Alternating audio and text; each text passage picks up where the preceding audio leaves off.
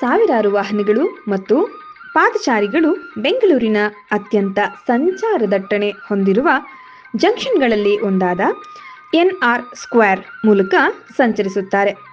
ಆದರೆ ಈ ಐತಿಹಾಸಿಕ ಸಂಧಿಯ ಹಿಂದಿರುವ ಅದ್ಭುತ ಕಥೆಯನ್ನ ಬಹಳ ಕಡಿಮೆ ಜನರಿಗೆ ಮಾತ್ರ ತಿಳಿದಿರುತ್ತದೆ.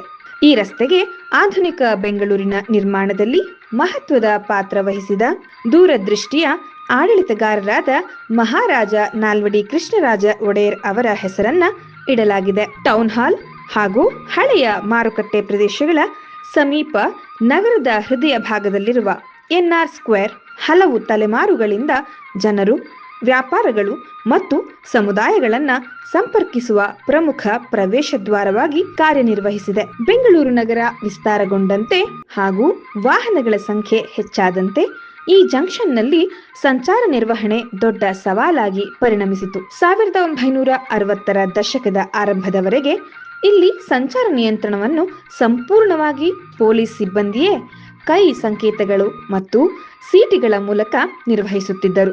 ಆದರೆ ಬಳಿಕ ಬೆಂಗಳೂರಿನ ಸಂಚಾರ ಇತಿಹಾಸವನ್ನೇ ಬದಲಿಸಿದ ಒಂದು ಮಹತ್ವದ ಮೈಲಿಗಲ್ಲು ನಿರ್ಮಾಣವಾಯಿತು. 1963ರಲ್ಲಿ ಬೆಂಗಳೂರಿನ ಮೊದಲ ಟ್ರಾಫಿಕ್ ಸಿಗ್ನಲ್ ಅನ್ನು ಎನ್ಆರ್ ಸ್ಕ್ವೇರ್ನಲ್ಲಿ ಸ್ಥಾಪಿಸಲಾಯಿತು. ಆ ಮೊದಲ ಕೈಚಾಲಿತ ಸಿಗ್ನಲ್ನಿಂದ ಇಂದಿನ ಬುದ್ಧಿವಂತ ಟ್ರಾಫಿಕ್ ನಿರ್ವಹಣಾ ವ್ಯವಸ್ಥೆಗಳು, ಅಡಾಪ್ಟಿವ್ ಸಿಗ್ನಲ್ಗಳು ಮತ್ತು ರಿಯಲ್ ಟೈಮ್ ಮೇಲ್ವಿಚಾರಣಾ ತಂತ್ರಜ್ಞಾನಗಳವರೆಗೆ ಬೆಂಗಳೂರಿನ ಸ್ಮಾರ್ಟ್ ರಸ್ತೆ ವ್ಯವಸ್ಥೆಯ ಪಯಣ ಇಲ್ಲಿಂದಲೇ ಆರಂಭವಾಯಿತು.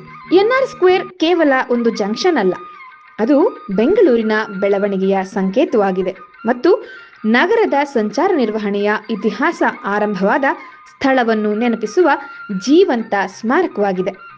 ಪ್ರತಿ ಜಂಕ್ಷನ್ಗೂ ಒಂದು ಕಥೆ ಇದೆ. ಎನ್ಆರ್ ಸ್ಕ್ವೇರ್ ಹೇಳುವುದು ಬೆಂಗಳೂರಿನ ಮೊದಲ ಟ್ರಾಫಿಕ್ ಸಿಗ್ನಲ್ನ ಕಥೆ.